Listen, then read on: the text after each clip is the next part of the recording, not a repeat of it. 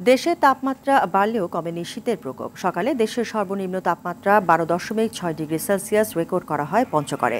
ঘন কুয়াশা আর হিমেল হাওয়ায় বিপর্যস্ত জনজীবন। সকাল থেকে হেডলাইট জ্বালিয়ে চলাচল করছে যানবাহন।